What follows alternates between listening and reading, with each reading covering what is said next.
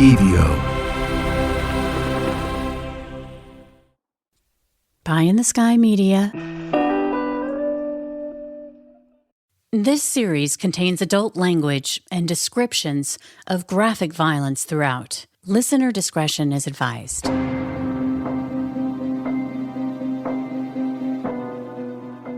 Welcome back to Criminal Mischief with Carolyn and Brandon. You're listening to episode 155, The Devil's Checkmate. Tallahassee is considered the Deep South. The capital city of Florida is just 20 miles, give or take, from the Florida-Georgia state line. And it's the place Mike Williams and his family called home. And he made his mama proud. A football star and the class president of his small, private Christian high school. And after high school, things didn't change much. He was still best friends with his high school buddy, Brian Winchester. Both Michael and Brian had married their high school sweethearts, Denise and Kathy. After college, the couples continued to go on in lockstep. Brian married Kathy in 1994, and Mike married Denise a few months later. And by 2000, each couple had a child. Brian and Kathy, a baby boy. Mike and Denise had a baby girl, Ainsley. And the couples continued to be the best of friends, raising their little families together. But the thing that glued Mike and Brian together at the hip was their love of hunting. Something they did together often and obsessively, despite their busy work and family life. And life was hectic for 31-year-old Mike Williams. After college, he'd built a career as a successful real estate appraiser. He worked long hours, but also gained a reputation as the guy who got the job done and always went the extra mile for his customers and his family. But his treat to himself was whenever he could, he would disappear to go out hunting. That was his relaxation aside from his family. It was his passion. And that Saturday, December 16th, 2000, duck hunting was on the agenda with his best friend, Brian Winchester. Here's Brian talking about their plans to go duck hunting, which had to be prioritized because it was a very short season. So duck season only lasted from Thanksgiving until the end of January, but there was a short time frame that the season was in. And then within that season, we couldn't necessarily go every single day. You had to, in some places, you can only hunt on Wednesdays and on the weekends, Saturday, Sunday. Unfortunately, Brian had to cancel at the last minute. He had to meet his father-in-law that morning, and then later on in the afternoon, he had a pre-planned family Christmas party with his wife, Kathy. But Mike, the 31-year-old father and husband, who was always so busy, as was his wife, Denise, a CPA, this window of time, that Saturday morning, had been penciled in for Mike to go duck hunting, and that was exactly what he was going to do. He just couldn't miss out on this opportunity. But there was something else putting a little pep in his step. Later that afternoon, Mike's evening was accounted for. He'd booked a room at a bed and breakfast to celebrate his 6th wedding anniversary with his wife, Denise. So, early that morning, Mike headed out to Lake Seminole in his Bronco, towing his boat behind him. Now, Lake Seminole is roughly an hour away from Tallahassee. It's a man-made lake that was perfect for duck hunting. Before that land had been flooded, it had been used as a peach orchard. Meanwhile, back at home, Denise's plans included spending the day with their daughter Ainsley, which is exactly what she did. But she started to get a little antsy when Mike didn't return home that afternoon. Of course, the thought entered her mind, had he been so caught up duck hunting that their romantic getaway slipped his mind? And of course, there was that twinge of annoyance that Mike had just lost track of time again. But quickly, as more time passed, that thought evaporated into a cagey dread. What if something had happened to Mike? Denise didn't wait around. She started calling friends and family, letting them know that her husband hadn't returned home from Lake Seminole, which was unusual because he was a highly skilled outdoorsman and hunter. Mike's friends, family, and the Department of Fish and Wildlife quickly congregated at Lake Seminole that evening to search for Mike. There, they found his lone Bronco, parked near the boat launch, but there was no sign of Mike. Brian recalled getting a call from his father that night on the way home from that Christmas party he'd attended. My dad called me and said, Mike's missing. You know, when my dad called, I kind of said, well, that's Mike, because Mike was known to be late and kind of irresponsible at times, going out on hunting or fishing trips or whatever. You know, I said, I'll get back there and we'll, you know, go look for him. So got back to town, met up with my dad, and went with him over to Lake Seminole. There were a few people over there with boats, mainly friends and family. And those of us with boats started going out where his truck was. No, we didn't put in where his truck was. We put it in, there was a concrete landing before that, which was a nicer landing that you weren't going to get stuck at. And my dad and I went out on the lake and searched for Mike. Brian and his father had a spotlight on their boat, which came in handy that night, and the reason they were able to make a troubling discovery. Sure enough, there was Mike's boat.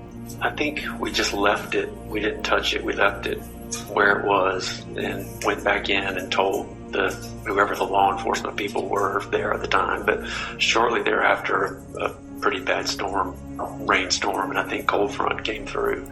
Inside Mike's abandoned boat, they clocked his duck decoys, cluttered up in a corner of the vessel. It indicated to them that Mike hadn't even gotten started hunting that morning. Because if he had, those decoys would have still been in the water. Right away, the first question became, had Mike fallen out of the boat and into the water? Because many duck hunters, including Mike, wore chest-high waders. If he had fallen out of the boat, and if he was wearing those waders, that would be dangerous, because those waders could fill up with water really quick, and within seconds, he could be pulled down to the bottom of the lake. That night, trolling Lake Seminole, searching for Mike, was gut-wrenching for Brian and his father. There was a storm that came through that night. I think we got off the lake before that happened, but you know, my dad wanted to look at it. I think we were the last ones on the lake, and my dad didn't want to give up. My dad loved Mike. As I mentioned, Lake Seminole was a man-made lake. Before it was flooded, the land had been used as a peach orchard. And even though the lake was deep in some places, beneath the surface in other shallower spots, on the way to those deeper areas, there were stumps and dead trees, which could be treacherous if you were just cruising through the water really fast in dark early morning hours. And if you hit on a snag and you were going at a high rate of speed, you could be thrown into the water. A theory based on that idea was beginning to synthesize by fish and wildlife authorities, that Mike had inadvertently hit a stump in the early morning hours before dawn. He'd been thrown from the boat, and tragically, he drowned in the depths of the lake. As the days wore on with no body, it was also theorized that Mike could have been eaten by alligators. Lake Seminole was known to be inhabited by gators, but Mike's mother, Cheryl, didn't believe this for a second. He was missing and possibly eaten by alligators. Right. You never believed that, did you? No, sir. On the 10th day of searching, Brian, Mike's friend, who never gave up looking for him, actually spotted Mike's hat on the surface of the lake. It was confirmed when he produced a picture of Mike wearing the same type of hat. Around the area where the hat had been found, the search intensified, but they didn't find Mike's body. And so the alligator theory continued to hold weight. 6 months after Mike disappeared, waders and a jacket containing Mike's hunting license in the pocket were found. But that was it. No sign of Mike's body. And the waders, how they were found, sort of left some people scratching their heads, as if they had been placed in the water on purpose. Because it was weird. They looked brand new, and there weren't any tears or bite marks on them, which, if Mike had been eaten by an alligator and he was wearing these waders, you tend to think that there'd be some trace left.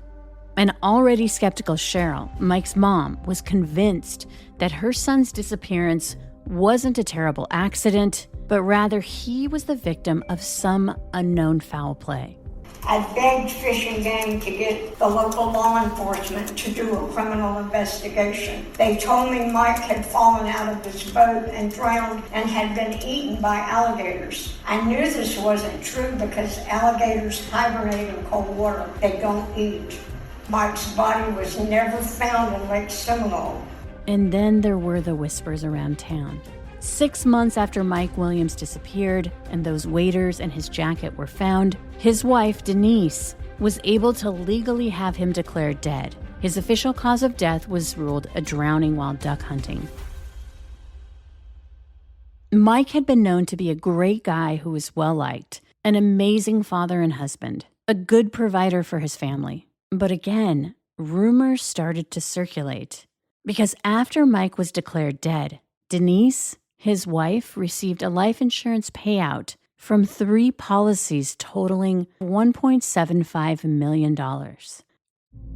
And the Department of Fish and Wildlife, they had their suspicions. Because not only had Mike's body not been found during their extensive search, but not even partial remains had been found, which one might expect if he'd been eaten by an alligator, which supposedly was the reason his body wasn't found. Because Mike was the first hunter out at Lake Seminole who had presumably gone overboard or had met with some accident whose body hadn't been recovered, which is why the Department of Fish and Wildlife passed along the case to the Jackson County Sheriff's detectives, because they too felt that there was something off about the disappearance of Mike Williams. But the reality was, without a body, and the fact that he'd been declared legally dead by drowning, nothing came of it. Mike's mother, Cheryl, wasn't going to accept that. Cheryl ran a small neighborhood daycare out of her home, had done for decades. Despite being well into middle age, she wore signature little pigtails on the sides of her head. She was known for them. She was also known for speaking plainly, but not afraid to let everyone know what she was thinking, which was that her son Mike's disappearance was not an accidental drowning, or that he'd been eaten by alligators. And when people wouldn't listen to her words, verbally, she scraped together money she couldn't afford to schedule ads in the local newspaper that featured Mike's picture and a mother's grief-stricken plea, "Help me find my missing son." She also made flyers and big posters, had her daycare kids color them up, and she would hold these signs at church events and street corners, again, begging for help to find her son. She also wrote endless letters to the press and over 2,000 letters to the governor, begging for help to investigate her son's disappearance. But Cheryl was ignored. But she didn't give up.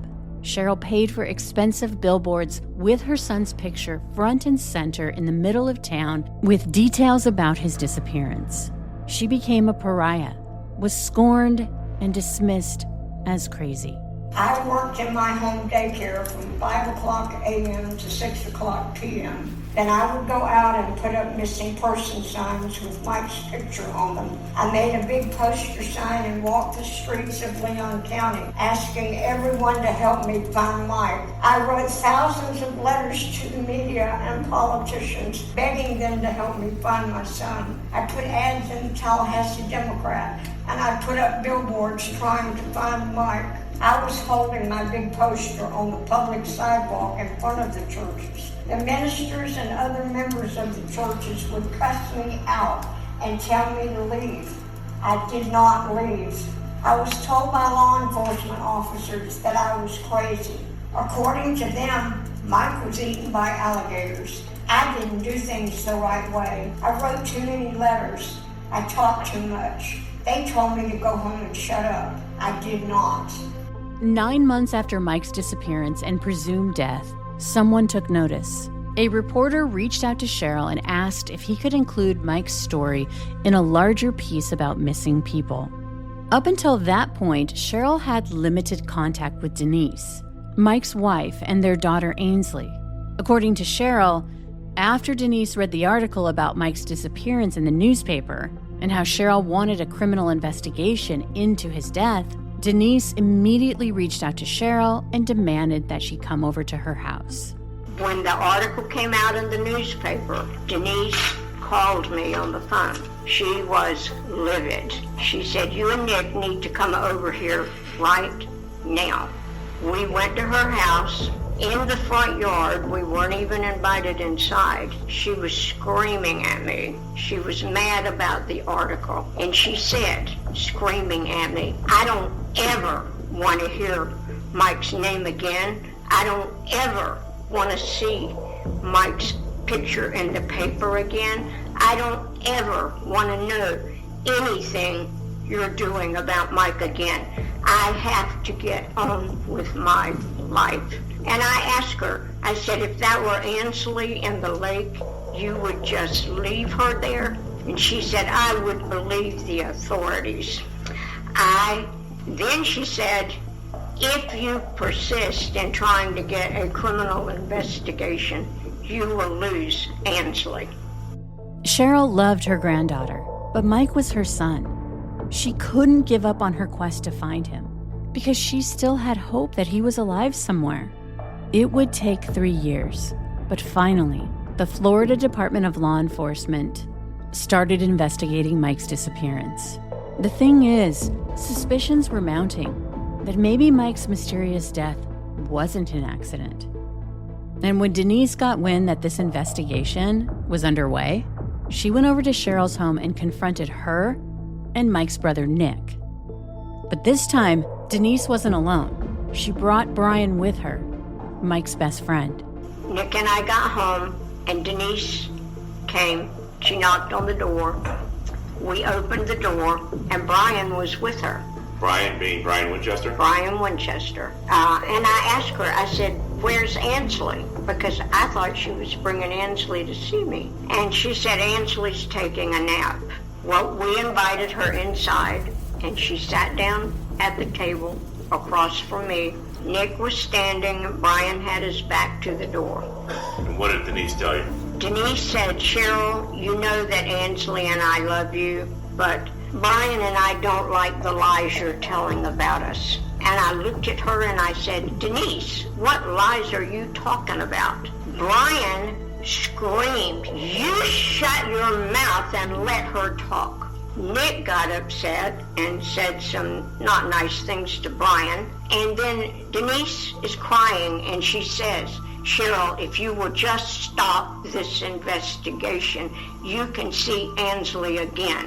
And I told her, I said, "Denise, I can't stop this investigation.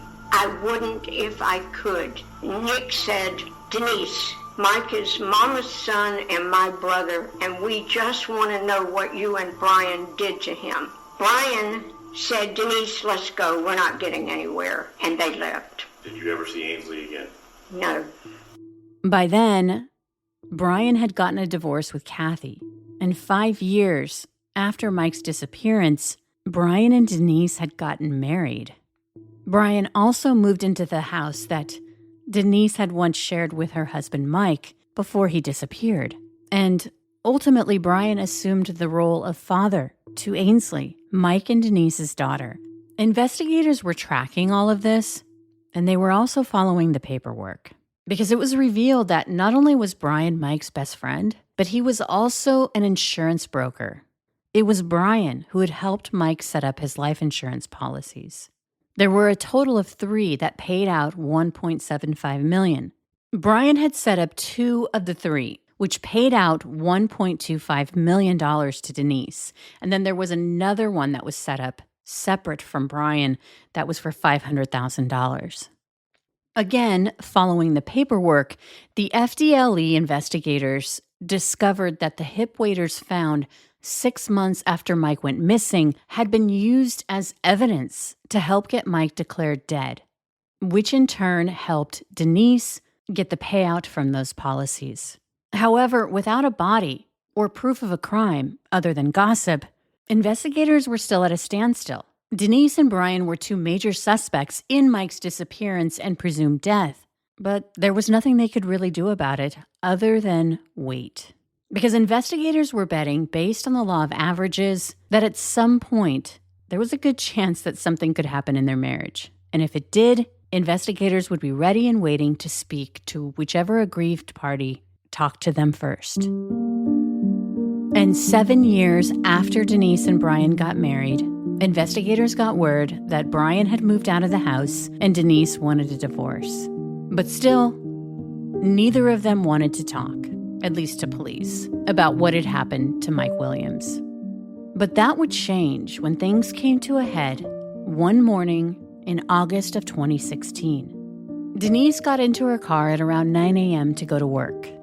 She put on her seatbelt and started driving when she realized that Brian was hiding in the back seat of her car. Apparently, there were 3 rows of seats, and he climbed out from the way back and quickly jammed a gun into her ribs and ordered her to drive. He pulled my face pretty hard, and he goes, he's cussing, you will turn here, you will turn here, blah, blah, blah. And I kept going straight now because looking, I didn't do what he told me to do. So then he goes, I'm going to effing hurt you if you don't, you turn here. And I kept going straight again. And I turned around and I go, what do you mean hurt me? And he pulled out a gun, like a gun, not a hunting gun, but like a gun that you would kill someone with. And he put it right here in my ribs. He put it right here. And he goes, with this. And he pressed it in there. You will turn. According to Denise, Brian was out of his mind. He was emotional. He begged Denise to call off the divorce. He was threatening, and somehow she was able to talk him out of whatever he'd been planning to do to her that day, which, whatever it was, included items that he'd stashed in her car, a tarp and bleach. Denise dropped him off at his truck and told Brian she'd meet up with him later on to talk, but instead she immediately made a beeline to the police station. Local police were only too eager to listen to Denise explain how her unhinged, estranged husband had carjacked her at gunpoint. Meanwhile, an FDLA investigator was outside the room just waiting for his turn to take a crack at Denise, hoping this was the fracture he needed to finally find out what had happened to Mike. Josie, it's your new nanny, Polly. The Hand That Rocks the Cradle, a Hulu original. What do you know about her? Now streaming. You think if you try hard enough, you can stop bad things from happening, but you can't. Good help. Get out! Is hard to find. No! You made me do this. A Hulu original. The Hand That Rocks the Cradle. Rated R. Now streaming on Hulu and Hulu on Disney Plus. For bundled subscribers. Terms apply. It's Huluween on Disney Plus. Watch frightful family favorites like Hocus Pocus and Tim Burton's The Nightmare Before Christmas on Disney Plus. I am the Pumpkin King!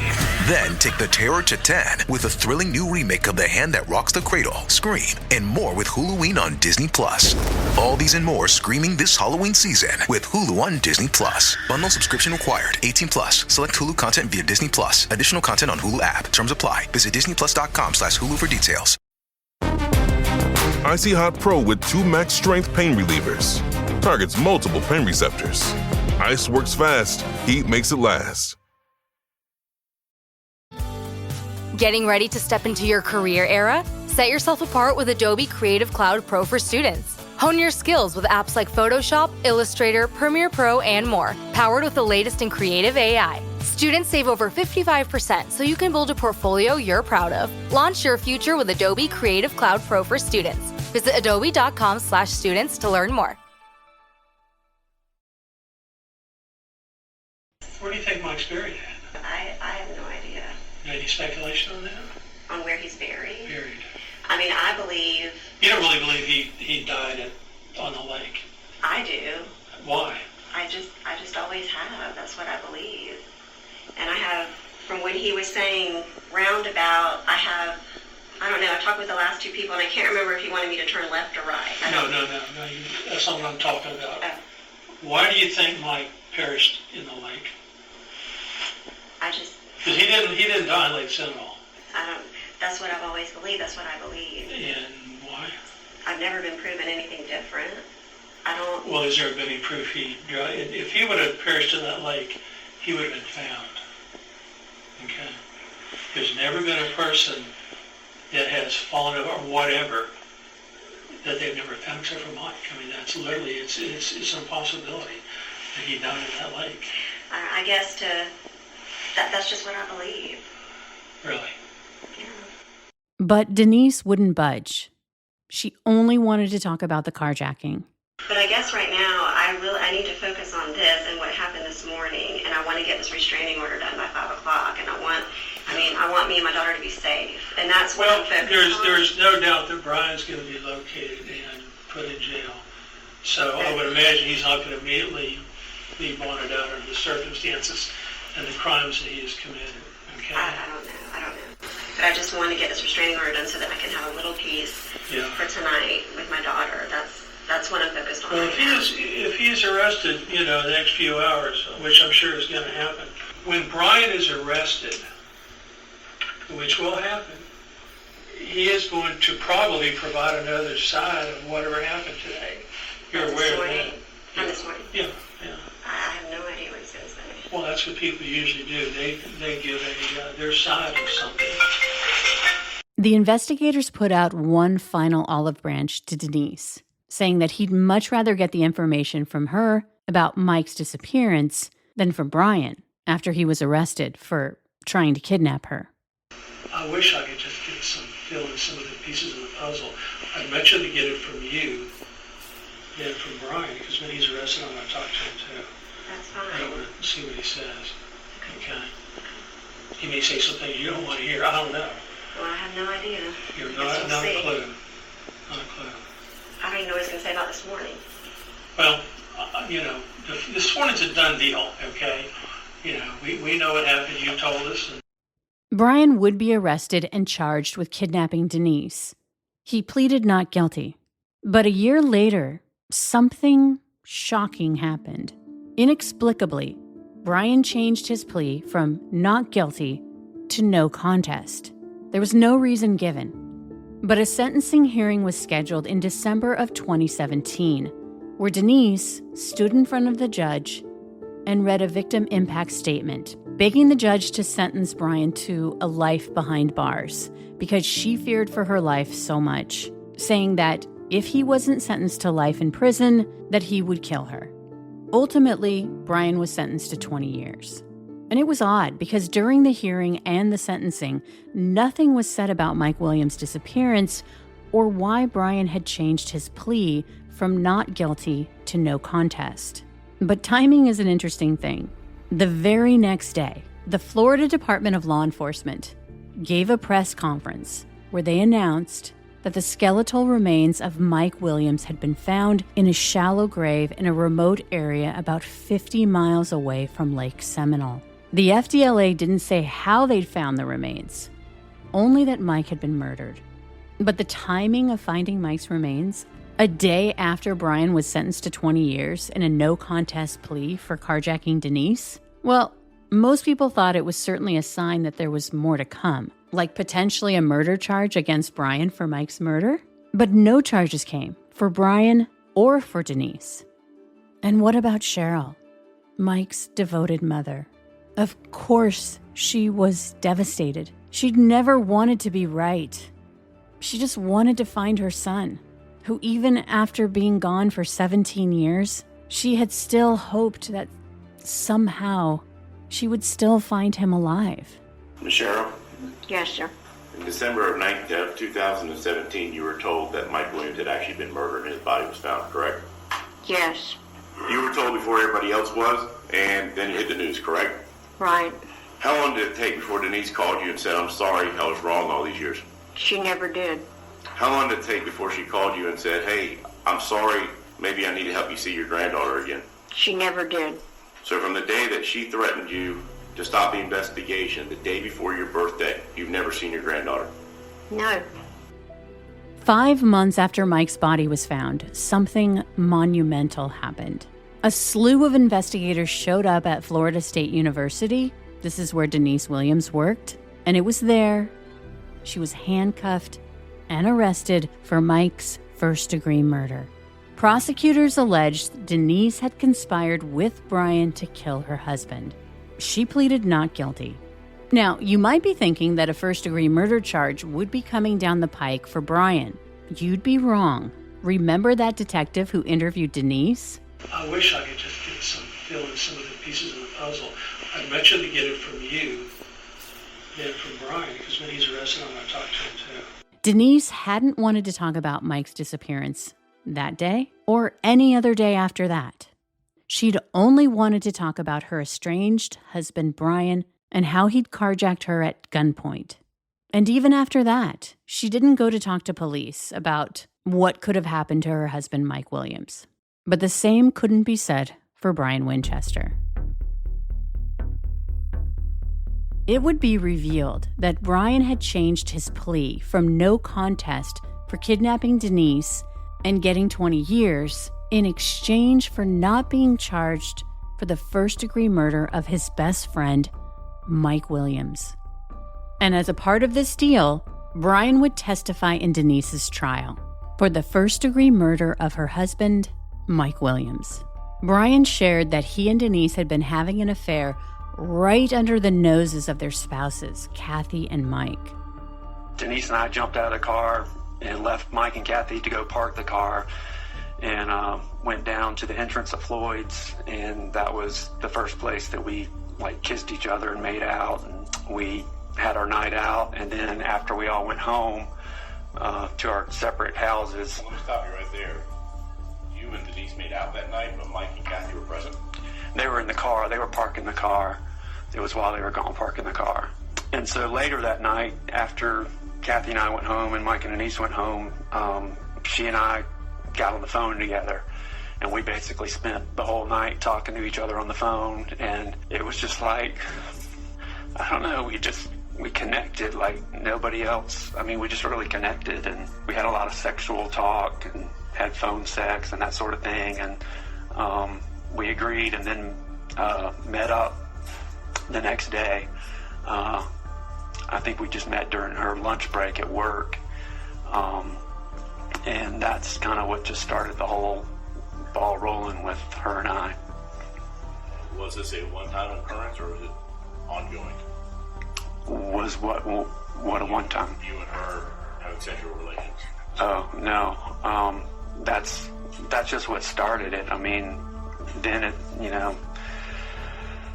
it snowballed really fast. We started meeting in hotels. We started meeting during the workday.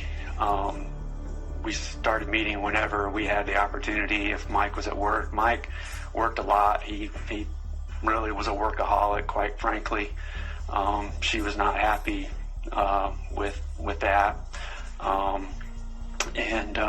So we started meeting very regularly and having sex very regularly. Brian told the jury that he and Denise had been lovers for 2 years when they began plotting Mike's death. We wanted to be together, and we weren't going to let anything stop that. Over the year and a half prior to Mike's death, we discussed several options and alternatives of ways that we could be together. One of the options, Mike worked a lot at night up at his office, and one of the options was that we could make it look as if there was a burglary of some sort up at his office, and that he got shot in some type of robbery or something up at his office. Yeah, I didn't like that idea, and Denise didn't like that idea, but primarily because there would be an investigation if something like that occurred. So another idea, we all used to go out on boats a lot, and Mike had a boat, and another option was that the four of us would go out on a boat out into the Gulf. The four of you being who? Me and Kathy and Denise and Mike. And we'd go out in a boat on the Gulf, and basically that Kathy and Mike would be pushed overboard, and that Denise and I would find a buoy way offshore that we could hold on to and either let the boat sink or let the boat take off on its own or whatever, and make it look like we had an accident on the water, and that Denise and I had survived the accident. They ultimately settled on a duck hunting accident. Another scenario that we came up with was Mike and I going on a hunting trip together and there being an accident where both he and I ended up in the water, and he drowned and I did not. Denise liked this idea because I don't know how to word it exactly, but she felt better, I guess, about herself, or we could feel better about ourselves if there was a chance that he could make it out of it. I mean, I think there was even talk about, well, it'll be up to God what happens and not us. It won't be a murder. It'll be, an accident. It's kind of screwed up thinking, but that was a scenario that she could live with, I guess. Would it be fair to say that having the attention of being a widow was far better in her mind than being a divorcee? Yes, sir. Better to be a rich widow than a poor divorcee. And her biggest concern with the divorce was she didn't want to share custody of Ansley with Mike. She was not going to have Ansley going back and forth to two different houses. She wasn't going to give that up. So the plan to murder Mike Williams started the night before, when Brian purposefully took his wife Kathy out to a bar with the intention of getting her drunk. Because he'd never called off hunting with Mike early that morning, but he wanted his wife Kathy to be asleep when he left, so that would be his early morning alibi. The plan was that all of this would occur very early in the morning, and I would have time enough to get back and meet my father-in-law up near I-10 and Thomasville Road to actually go on a hunting trip with him. So that was going to be my cover, going to be my alibi. Her alibi was going to be that she was at home with Ansley, and the plan was when Mike didn't come back home that eventually she was going to start calling her sisters and her dad from her house phone so that she could establish that she was at the house, prove that she was at the house with Ansley. All right. So what was the plan to make this happen? What happened? So Kathy and I went out and went to the concert, got home late. She did have a lot to drink. There was discussion between me and Denise, and I can't remember if I actually did this or not, or if I did it the week prior, or I just really can't remember, but I remember Denise and I talking about there was some medication. There was some medication that Kathy had, and we talked about giving her a little bit of that medication that would cause her to sleep really heavy, and make sure that she slept really good through all of it, because I didn't want her to wake up and realize how early. I didn't want her to know how early I was leaving the next morning. And just as he planned, his wife was asleep when he left early the next morning. He did meet up with Mike, and he came up with a reason to drive separately to Lake Seminole. The plan was to make Mike's death look like a drowning. That once they were in the boat, the plan was to push him overboard when he was wearing his chest-high waders. I had told him that we were going to go to a secret special spot to go hunting, and that he needed to bring his waders. I had to make sure that he brought his waders because the belief was there was kind of like there still is probably like a duck hunter's myth that if you fall overboard with your waders, you're going to sink really quick and drown. So I had to make sure that he brought his waders. And so I told him about this, great spot that we were going to go, and he needed to bring his waders. So I met him at the gas station, and I told him when he drove up, I was real paranoid about phones and him calling me and there being a record of him calling me. So I told him that my battery was dead on my phone, that there was no reason for him to call me. But it's one thing to pencil out a murder. Brian would find out firsthand it was quite another to commit one successfully. It took longer than he thought to actually get to the lake, and once on board, he bided his time, steering the boat to a deep spot where he knew Mike would be helpless once he shoved him over. We headed out, and there was a deep area, maybe a couple 100 yards from the landing that we put in at.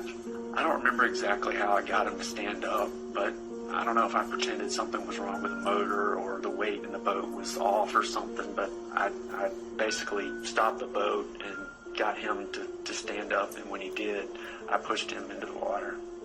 Mike was flailing and struggling. Pulled off just a little bit to get kind of away from him so that he couldn't reach back into the boat. And I didn't know it at the time. I didn't know if he was trying to swim or I didn't know what was going on, but what I came to find out or eventually realized was he was taking the waders and the jacket off. And he got those off. Mike had been able to get himself over to a tree stump where he clung for life. That area of the lake had a lot of snags, a lot of dead trees that come up out of the water, and there's a lot of stumps that come up out of the water. And he swam over one of those stumps and held on to it. And he was panicking, and I was panicking, and none of this was like going how I thought it was going to go. And I didn't know what to do, but he started to yell. And I didn't know how to get out of that situation. And so I had my gun in the boat. And so I loaded my gun and I made one or two circles around, and I ended up circling closer towards him, and he was in the water. And as I passed by, I shot him in the head. Brian shot him with a 12-gauge shotgun. He held onto Mike's body in the water as he motored to the shore. Once on land, he left Mike in the boat and ran to his white Suburban. How were you able to get a man that's 175 pounds, dead weight, into the back of your Suburban by yourself? It was not easy, and it was not pretty. But I had to make it happen. I mean, I had no choice. And I can't even explain like how your body feels in that kind of a situation. I don't unless somebody's been to war or something, I don't even know how to explain, but like you have so much adrenaline pumping through your body, it's just crazy. But you know, it wasn't pretty, and I made a purposeful decision to never view him, to look at him. But I backed the truck down, and there was an angle to the ramp, so the back of my truck was angled down toward the water, and I backed it all the way down to the edge of the water, so there was no distance involved. But yes, he was very heavy, and it was not easy to do that, but I had no choice. Then he shoved Mike's body into a dog crate in the back of his truck. He pushed out Mike's boat into the water. He knew it was too late in the morning to meet his father-in-law, so he went back home with Mike's body in the back of his Suburban.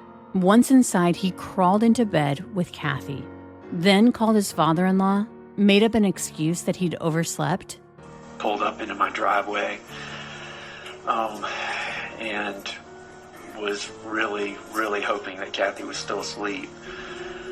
I went into the house as quietly as I could. She was still asleep. I crawled back into the bed and had a phone there on the floor. I can remember dialing my father-in-law and telling him, apologizing, I'm so sorry I overslept.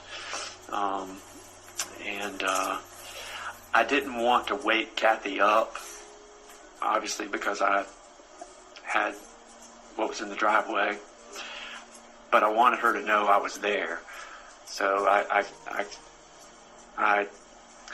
can't remember what I said to her, but I think I halfway woke her up and said, I'm going to go out with the dogs or train dogs. I trained dogs at the time and was gone for hours at a time from the house doing stuff like that. But I don't remember exactly what I told her, but I wanted her to know that I was there, to confirm that I was there, but not wake up and start asking me any questions about what happened, why'd you oversleep, anything like that.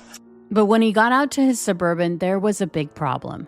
I went back out to the driveway to leave. When I went out to the driveway, my driveway was angled, and I was walking behind my truck, and I saw out of the back tailgate, blood was coming out of the back of my tailgate and dripping onto the driveway, and that freaked me out. So I rinsed that off and was trying to figure out. I'd been thinking on the way from Lake Seminole back to Tallahassee, what was I going to do with him? And I don't know when I decided, but ultimately I decided it had to be close and it had to be quick, and it had to be obviously a location that he wouldn't be found.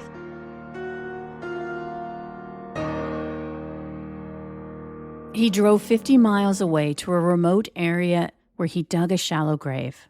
He then cleaned out his Suburban and headed out to that family party. Brian also explained that he'd had to stage the hat and the waiters as a way to confirm that Mike had drowned. The defense portrayed Brian as a lone wolf, that Denise had nothing to do with her husband's murder, that it was all Brian's plan, that he'd murdered Mike and Denise knew nothing about it, that Brian's testimony on the stand proved only that he just gave a performance of a lifetime because he was getting a sweet deal that allowed him to escape a first-degree murder charge, and that he'd only gotten 20 years for kidnapping Denise. And on the stand, Brian had admitted that he was the one who had pulled the trigger and killed Mike, that Denise was an hour away at home with the baby. And the defense closed with the fact that without Brian's testimony pointing the finger directly at Denise, they had nothing tying her to Mike's murder. But after 8 hours of deliberation, the jury had a verdict: guilty on all counts. Denise Williams was sentenced to a mandatory life sentence plus 30 years for conspiracy. But 2 years later, an appellate court overturned the first-degree murder conviction. They found that the state had failed to prove that Denise actively participated in the commission of Mike's murder. Her conviction for conspiracy to commit murder stood, so 30 years behind bars. A small comfort for Cheryl, Mike's mother. The coroner sent me a message. Miss Williams, don't worry, Mike didn't suffer when he died. I disagree. What about the time he's trying to get out of his waders in the freezing waters of Lake Seminole? What about the time he's clinging to his stump in the dark, knowing his best friend, whom he loved, is going to kill him?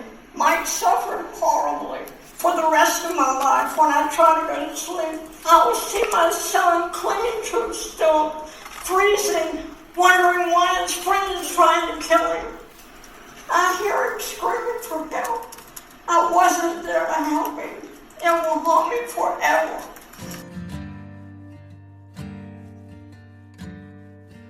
Up next, Criminal Mischief bonus content. Here, my co-host, Brandon Morgan, and I discuss the case in more detail. And check out our Criminal Mischief YouTube channel at eviocreative.com. That's EVIO creative.com. And as always, thanks for listening. From Pie in the Sky Media, Criminal Mischief is an EVO production, recorded live in the beautiful Pacific Northwest. We're produced by Brandon Morgan and myself, music by Soundstripe. For EVO Creative, I'm Carolyn Osorio, your writer and host.